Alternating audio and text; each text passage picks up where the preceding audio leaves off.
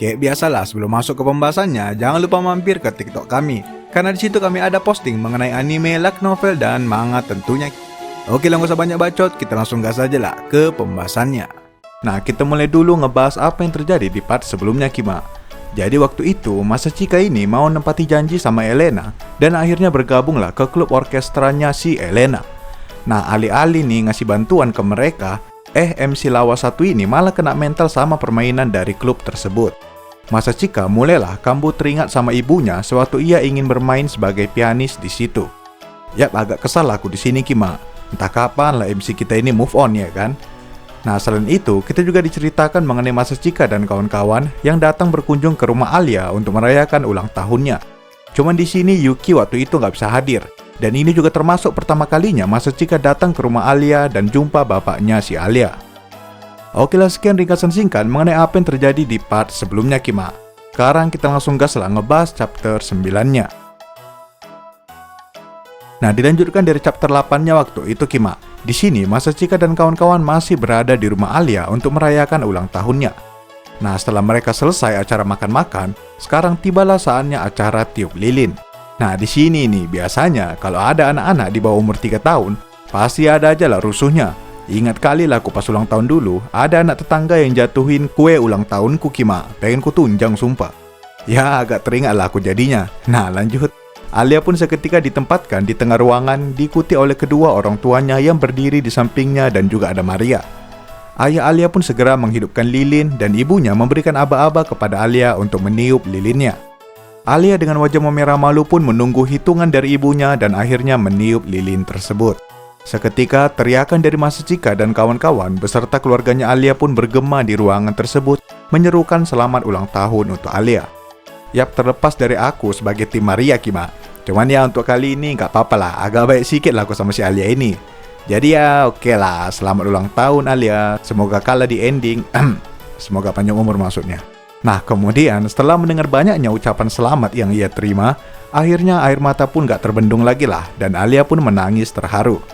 Ini pertama kalinya ia punya teman sebanyak ini dan hadir dalam acara ulang tahunnya.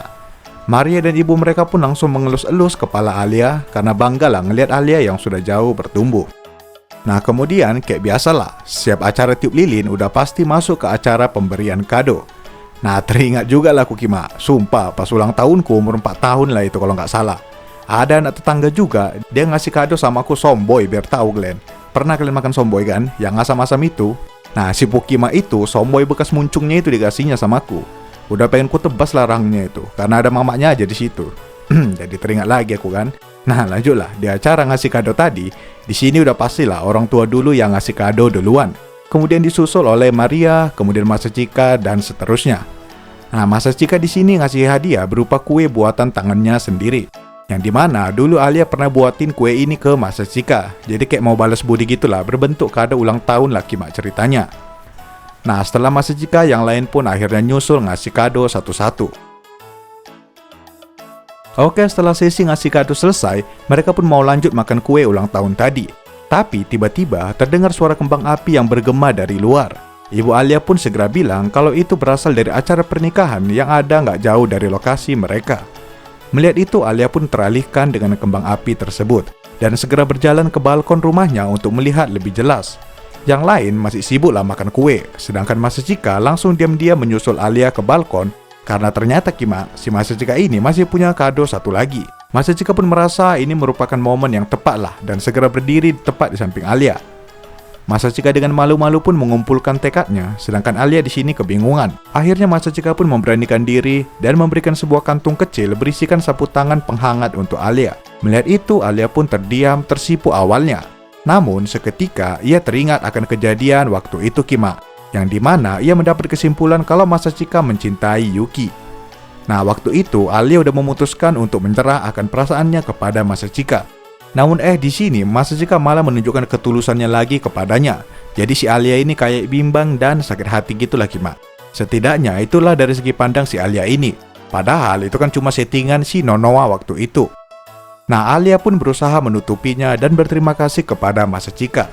Setelah itu, ia langsung balik ke dalam menahan rasa sesak di dadanya karena perasaannya kini gak bisa ditahan lagi lah ke Masachika Kima.